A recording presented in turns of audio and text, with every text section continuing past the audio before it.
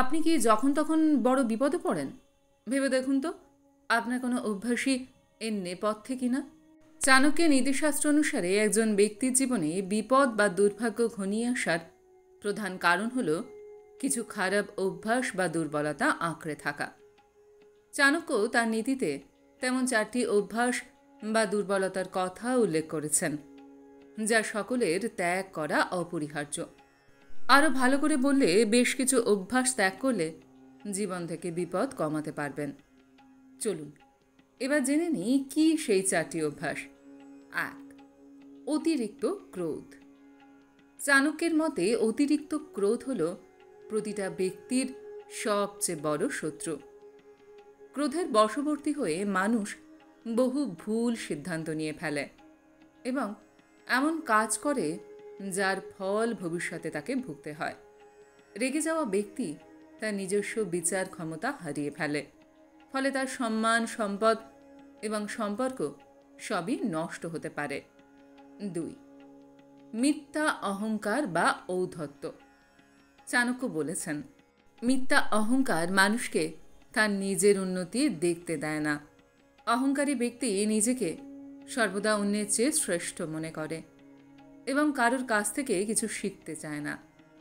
এই ধরনের মনোভাব তাকে ভুল পথে পরিচালিত করে এবং ধীরে ধীরে সে সমাজের কাছ থেকে বিচ্ছিন্ন হয়ে পড়ে, যা পতনের কারণ হয়। 3.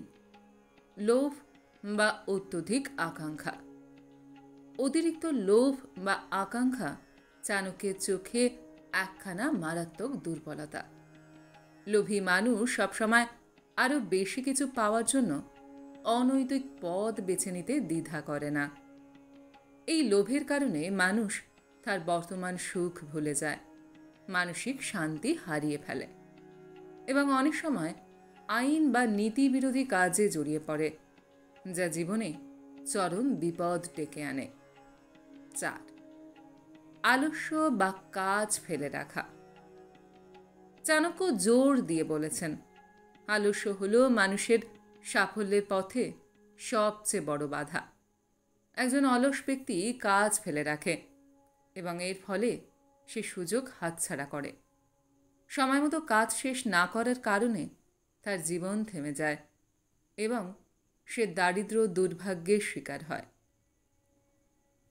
এই 4টি অভ্যাস ত্যাগ করতে পারলে একজন ব্যক্তি কেবল জীবনে বিপদই এড়াতে পারে না, বরং সফলতা, সম্মান এবং মানসিক শান্তি অর্জন করতে পারবে।